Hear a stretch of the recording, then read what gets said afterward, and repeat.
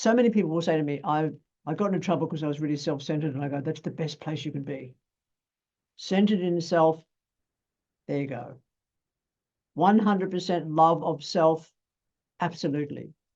If you do not have that full and absolute cherishment of who you are, you won't look after the nurse.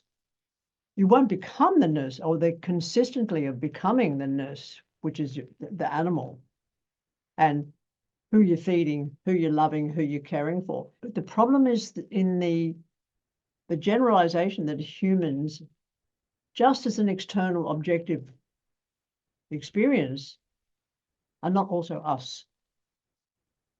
And what I've learned, this year's been exciting, because I've learned that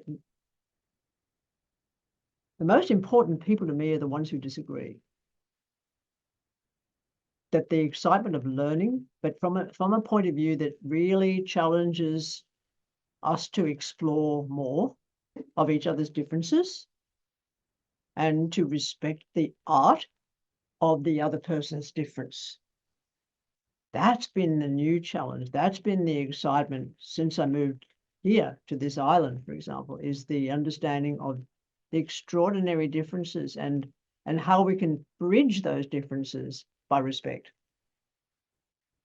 But we got to do this first, this one here.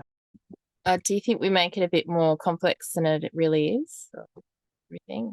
It's not a matter of thinking.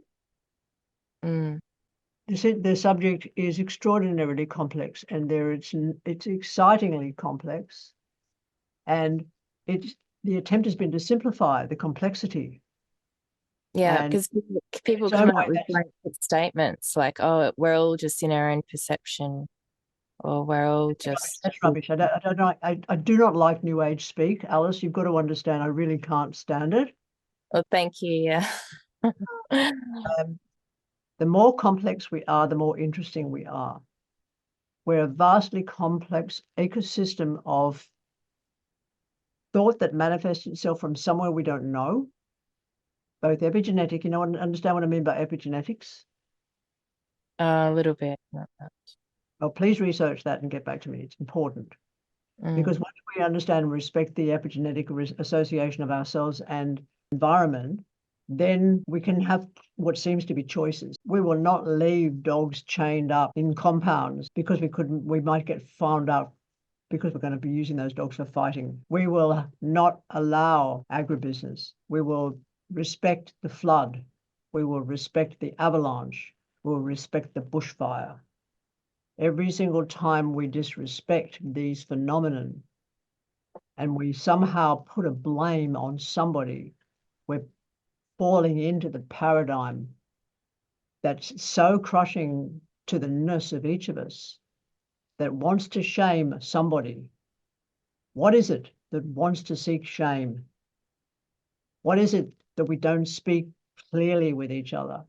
We have a language that's based on Proto-Indo-European and also from Sanskrit, from Latin, and from Greek, and from Proto-Celtic. We have the majority of the languages in the trade language of English that we use today. You with me? Mm-hmm.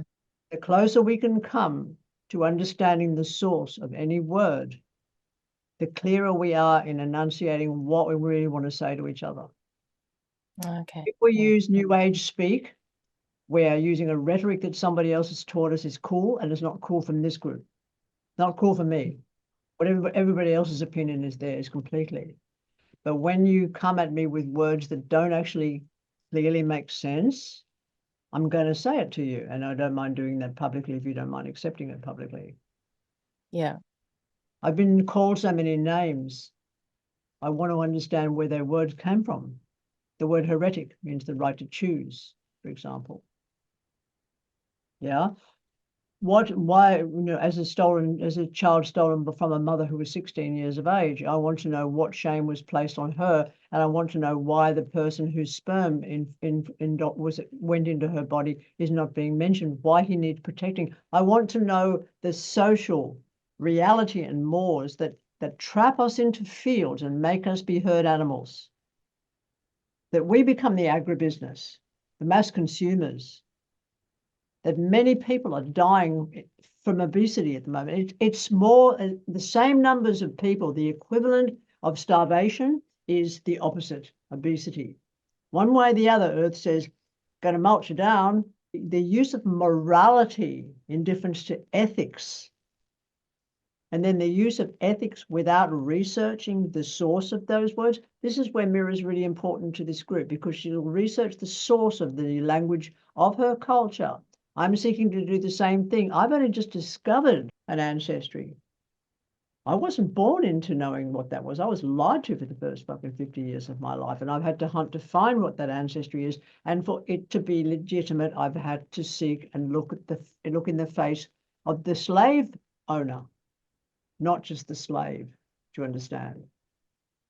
And know that we have all those experiences, and that we will continue to have those experiences, and not just through children, but through the cells that we shed, the skin cells that we shed. And as we shrink, and I'm shrinking, when we compost and we become soil, who do we feed? What do we feed?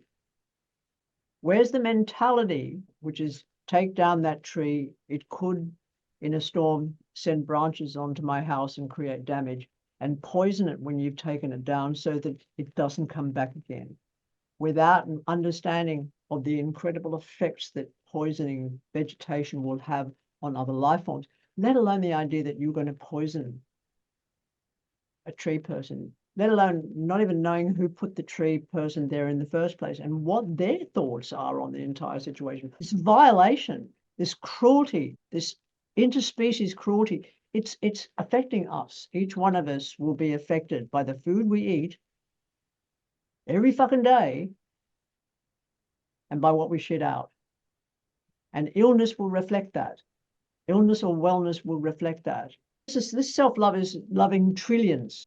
The word cultures does come to mind in this instance, because it is like a petri dish. We're like petri dishes full of all these people. And we don't know what thought is. We don't know what emotions are felt. At one stage, until fairly recently, was the idea that other species didn't feel. How big does a species have to be to feel? There's the relevance. We think that the smaller they are, if they're microbial, that they don't feel. And yet there's been proof in a petri dish that they do. They will cluster together in groups, just like on January 6th, just like on many other times of gathering, they'll cluster together. We don't know what the conversation is all about. And sometimes they'll cluster together to form a cancer. Now, we also don't know what that cancer is all about. And most people that treat the cancer are treating the disorder and not the source. They don't go, where were you when you were 3? Were you around power lines? What are we doing that's causing your illness? That's not being asked. It is for a minute, and then the switch off will come. You don't see the big ads on the telly or on media that says, don't put your phone to your ear because you're going to get a brain tumor. And yet it's proven that that happens. Because I used to read tarot for the Byron of Byron, and the couple that used to get their cards done by me, he was a neurosurgeon. He used to like to come for coffee with me up the Top Shop afterwards. We'd just chat about life, the universe, and everything. We're sitting on the steps. They're sitting on the step below me. My phone rings. I put my earpods in, and he goes with a gesture. And I finished the phone conversation, and I said, what the fuck was that? And he said, this was until 1998, and this is from 1998 onwards to do with brain tumors. He said, I'm rolling in money. I said, wow. He said, people have forgotten that if you put those things to your ear, you're getting an electromagnetic charge straight to your brain.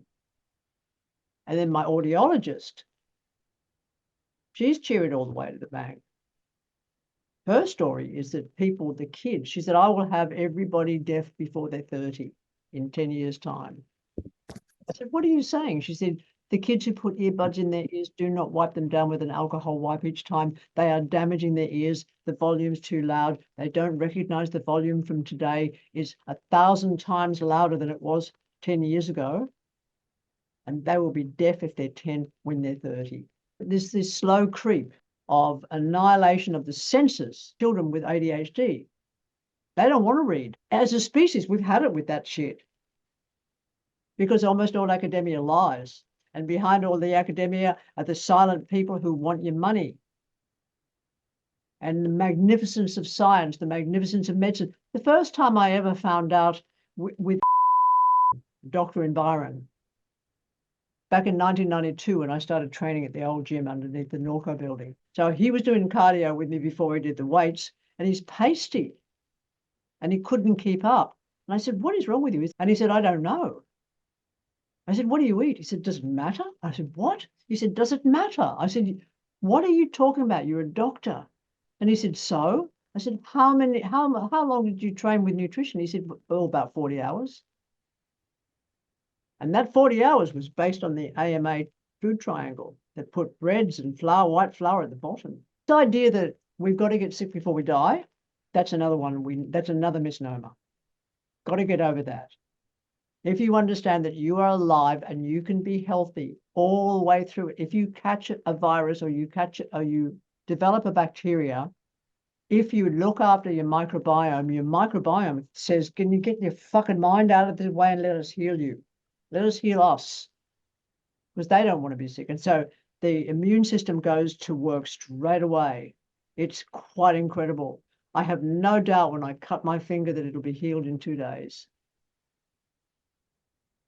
Did it used to be like that? No. So what's happened between 20 years ago and now is not only what I eat, but how I think.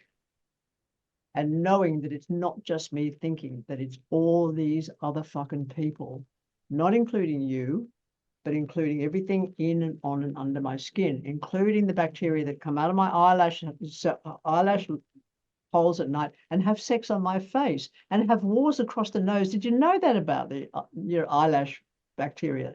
They're amazing. So the more you learn and the more you question what you learn, the more the information actually will come to you from epigenetically, from outside. That once you start, it's freaky.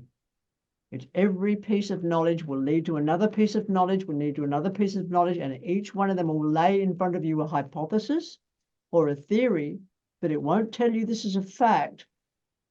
It'll let you find out and query more. And those are the texts that I love to read.